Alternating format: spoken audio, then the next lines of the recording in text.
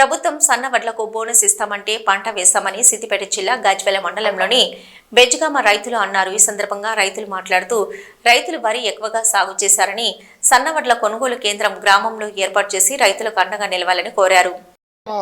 రోడ్ల మీద పోసుకున్నాం, రోడ్ల మీద పోసిన చేలే చేలనే పాడా. మరి నువ్వు వీడియో పెట్టుకుంటే నేను ఆనే ఉండేనా? ఎట చేద్దాం మరి? దోమ నాకిపోతుంది, మరి ఎట చేస్తాం సార్? మరి చూస్తే ఇట్లుంది, ఆడ చూస్తే అట్లుంది. ఆ దొడ్డి పెట్టుకోపోతున్నాడు కానీ సన్నటికి వచ్చినోడు లేడు. మరి సన్నయ్య కేంద్రం ఎత్తేస్తుంది. ఎత్తేసినప్పుడు వచ్చి నిలబడాలి. పక్క పంట అన్ని పెట్టుకోపోతున్నారు విలేజ్లలో. మన విలేజ్లో ఎందుకు రాదు? మాది బెజ్గామ, మాది బెజ్గామకు రావాలి.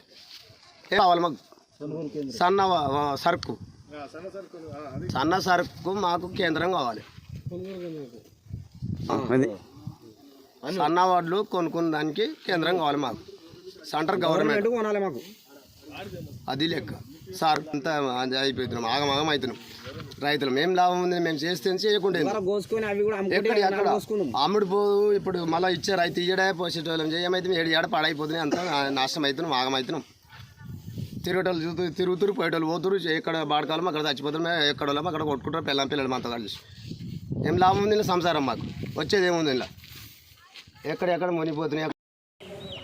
బెజ్గామ గ్రామం మాకు సీసీ ఉన్నది కానీ దొడ్డులు పోతున్నాయి. ఒక లారీ 2 లారీలు. గత ప్రభుత్వం ఏమో 10 నుంచి 20 లారీలు పోయినాయి. ఈ ప్రభుత్వం వచ్చినాక ఒక లారీ పోయింది అంతే. ఇప్పటికీ వేరే కోమటలు వస్తున్నారు, కొనకపోతున్నారు. అవి తక్కువ ధరకు 200-300 లాస్కు కొంటురు వాళ్ళు. మా పరిస్థితి ఇప్పుడు మళ్ళీ ఏం చేసిర్రు? సన్నది పెడితే సన్నది బోనస్ ఇస్తామని చెప్పి 500 ఆశ చెప్పారు. పోయినా సరే అంతకుముందు ప్రభుత్వం అది ఏం చెప్పలేదు కాబట్టి అప్పుడు అద్దె ఎకరా పెట్టుకున్నాం మేము. అటువంటిది ఇప్పుడు ఎకరా 2 ఎకరాలు 3 ఎకరాలు పెట్టుకున్నాం సన్నయి. మా పరిస్థితి సన్నయానికి 40 క్వింటాలు వెళ్తాయి మాకు. 40 బస్తాలు వడ్లు వెళ్తాయి. ఇప్పుడు దొడ్డి అయితే సన్నయ్య పెడితే 25 బస్తాలు అవుతాయి. అట్లా లాస్ మేము. అయినా సరే బోనస్ ఇంకా 500 ఎక్కువ వస్తుంది అని చెప్పి మేము తీసుకున్నాం, పెట్టినాం.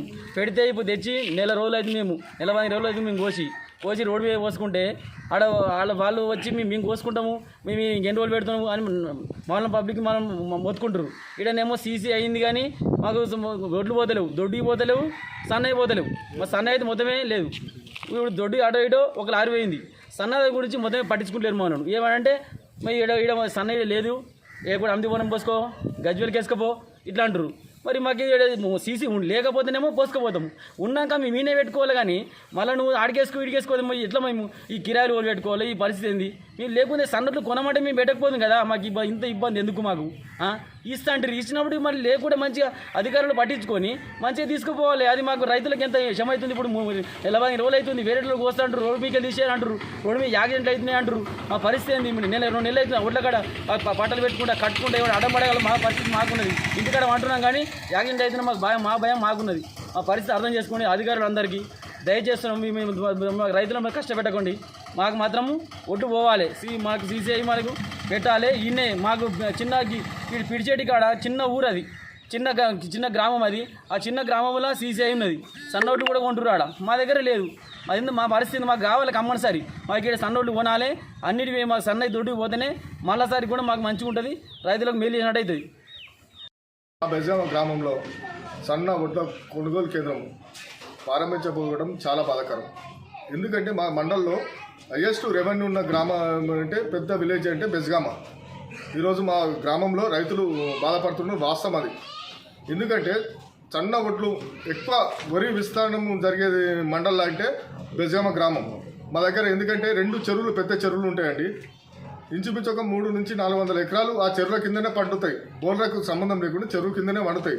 అయినా ఈరోజు గవర్నమెంట్ ప్రకటించిన 500 బోనస్ గురించి వాస్తవంగా రైతులు ఆశతోని సన్నోటు వేయడం జరిగినది. కానీ కొంతమంది అధికారులు తప్పిదం చేయంగా మా దగ్గర సన్న వడ్లు కొనుగోలు కేంద్రం లేకపోవడం చాలా బాధ అనిపిస్తుంది.